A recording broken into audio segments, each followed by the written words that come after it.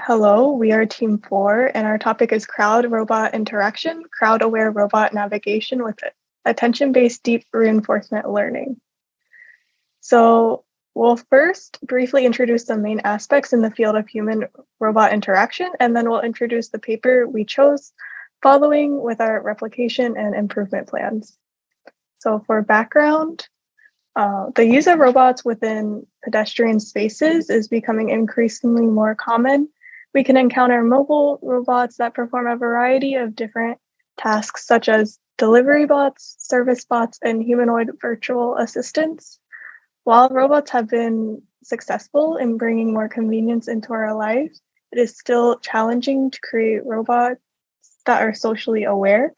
For example, mobile robots should be able to get around in a crowded environment in an efficient and socially compliant manner, meaning they should be aware of how humans walk in a crowd in order to avoid collision or making the human have to modify their behavior.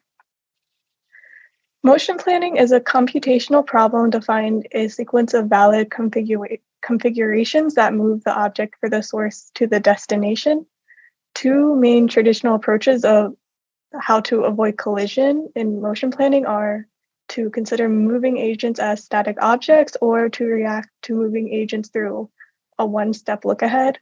While these approaches do help with avoiding collisions due to their short-sighted approach, it can cause unsafe and unnatural behaviors.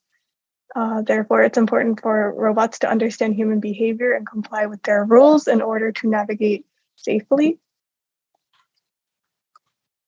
So ORCA, or optimal reciprocal collision avoidance, is a method that provides sufficient conditions for robots to act independently and to avoid collision.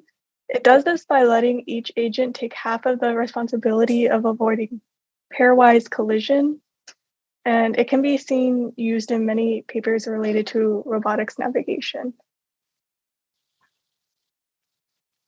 So next is reinforcement learning frameworks. Recent works using RL frameworks to train computational efficient policies that implicitly encode the interactions and cooperations. While this method has shown significant results, there are still some limitations. Usually in these cases, the collective impact of the crowd is usually modeled by a simplified aggregation of the pairwise interactions, such as a max-min operator, or LSTM, which may fail to fully represent all the interactions of the crowd. Furthermore, most methods focus on one-way interactions from human to robot, but ignore the interactions which could indirectly affect the robot, such as human-to-human interaction. And so as a result, cooperative planning performance rapidly degrades in complex environments. Next, I'll introduce the paper. So the paper we chose is Crowd-Robot Interaction, Crowd-Aware Robot Navigation with Attention-Based Deep Reinforcement Learning, which was published in 2019 in ICRA. As mentioned previously, past works tend to frame the problem as a one-way human-robot interaction problem. And so the goal of this work was to explore this problem by looking at a crowd as a whole and exploring the concept of crowd-robot interaction more deeply, and to design a model that can allow for social compliant navigation. And so their claimed contributions were a self-attention mechanism that learns the collective importance of neighboring humans with respect to their future states, jointly model human-robot and human-human interaction in the RL framework, and a model that can anticipate crowd dynamics and navigate in-time efficient paths, outperforming state-of-the-art methods. So why did we choose this paper? It seems to be an impactful paper as it's highly cited. And after reading it, we saw several opportunities to improve upon this paper, which we will mention later, and the code is publicly available. So the paper's approach, it created a network consisting of three models: interaction model, pooling model, and the planning model. And the main points of the paper made are that humans are affected by other humans in the vicinity, as well as the robot, and it introduces human-to-human interaction modeling in the interaction module.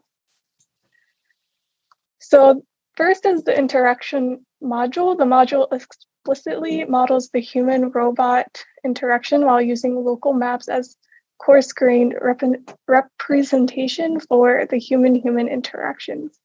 The state of the human in the map tensor is embedded with the state of the robot into a fixed length vector using a multi-layer perceptron to extract the pairwise interaction feature between the robot and each human.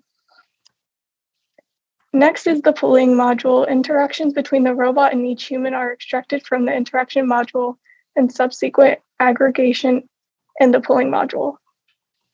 The pooling module uses a multi-layer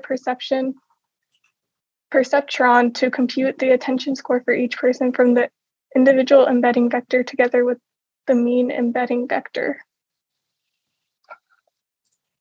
And finally, we have the planning module. This estimates the value of the joint state of the robot and humans for navigation and crowds. Based on the compact representation of crowd, it estimates the state value for cooperative planning.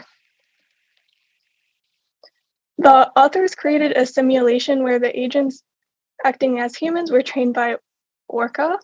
They used circle crossing scenarios for both training and test data.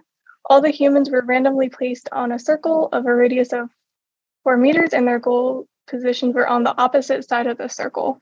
To evaluate this, they implemented 3 state-of-the-art methods. And for the simulation results, they implemented 2 different simulations, one invisible and one visible. So the invisible experiments were conducted so only humans could react to humans and serve as a clean test space for validating the model's ability in reasoning in the human-robot, human-human interaction without affecting human behavior. And as you can see in both types of experiments, the authors' proposed methods were highly successful in all aspects. Next, I will talk about our reproduction and improvement plans. The paper we chose is about reinforcement learning. Here, the robot or agent makes an action based on the state of environment to maximize the reward. Also, the action will change in the state, and the agent will get some rewards as a feedback of action. The paper introduced joint state as a state of the environment. Reinforcement learning model plans the robot's next move based on the joint state, which explains robot and humans in vicinity.